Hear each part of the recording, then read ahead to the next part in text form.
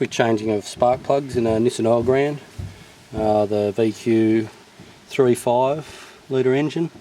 That's mainly in 51s, but I think in this model it was the last year they did it. Basically not as daunting as I thought. I've been to 4 mechanics who basically didn't want to do it. You can see down this side of the engine on the left, you can kind of see where they are, little power packs. There's a power pack there, there's one underneath those green cords there and one further back. I started at this side of the engine because I thought it was going to be easier, the side where the battery is, but actually it was pretty tight, but it's doable. The only trick is normally I'd use something about this long, your typical kind of shaft for a spark plug with 5/8 on the end of it, with a little rubber stopper inside to grab the plugs out.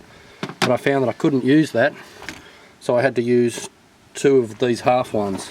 So if you can see roughly, 2 of those is the long one. The long one's probably about 15 centimetres, 12-15 centimetres in length.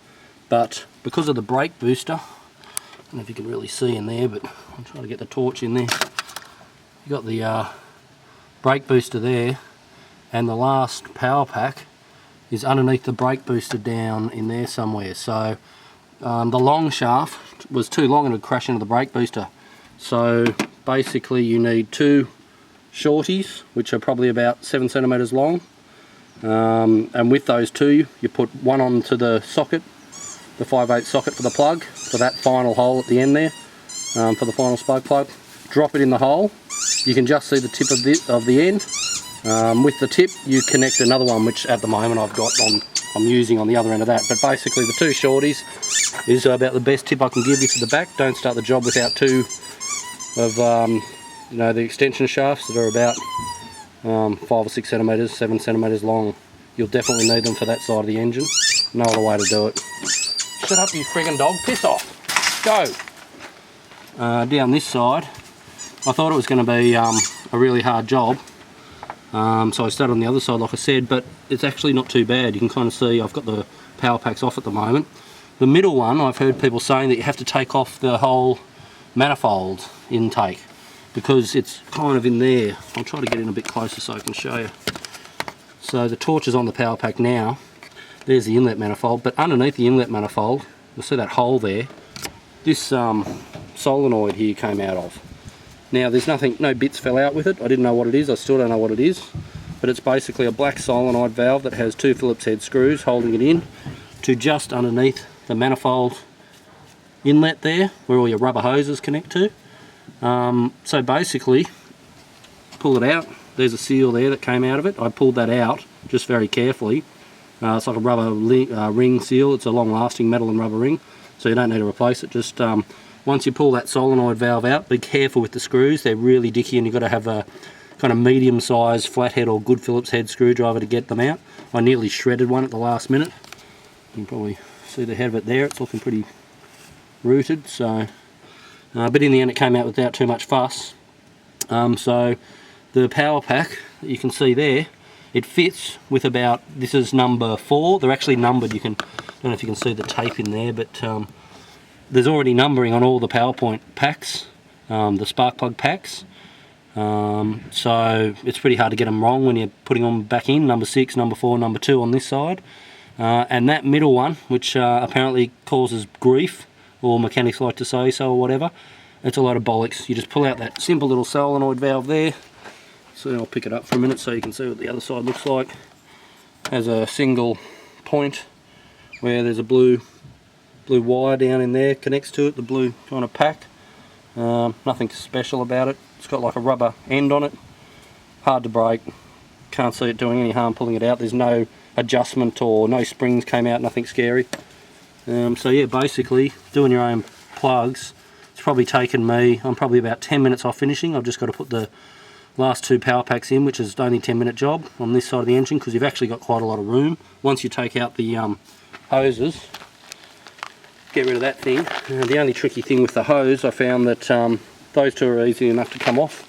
One goes into like the sound box there kind of thing, obviously the other into your air intake.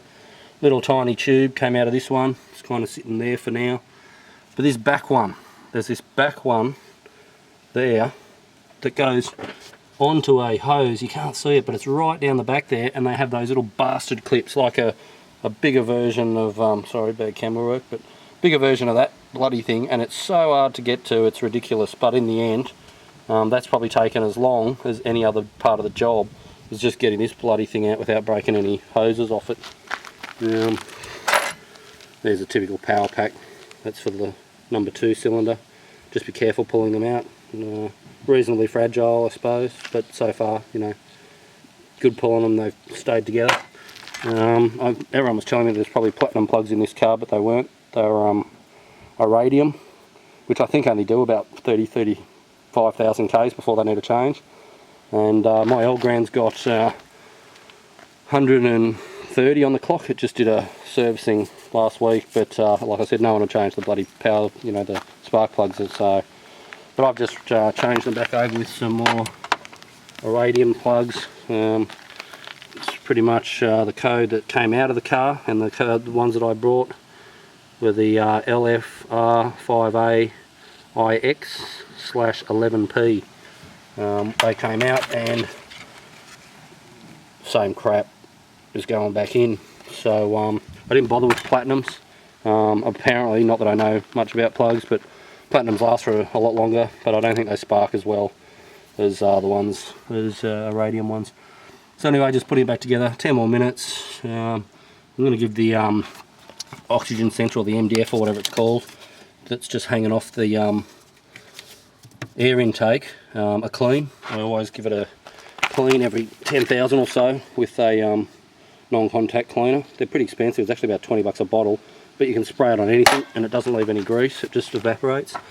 And on that they have, I don't know if I can get in there, but it has, to get it off, get to bloody hoses everywhere. Not this way. They have the star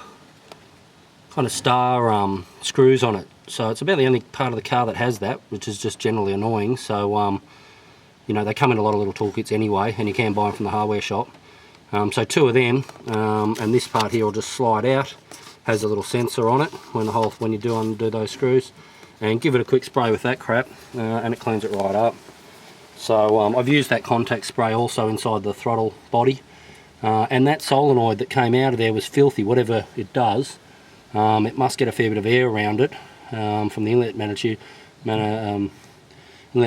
because it was really dirty. I sprayed that contact cleaner in it and just heaps of crap came out of it. Obviously I didn't do that while the spark plug was out, because it would just be pouring crap straight into the spark plug tube below it. So kind of do that once you got your plugs back in or whatever. Anyway, thought you'd be interested. Probably an hour and a half job, I suppose, maybe 2 if you're going a bit slow, taking your time. I haven't rushed it at all. So you know, that's about it. Thanks.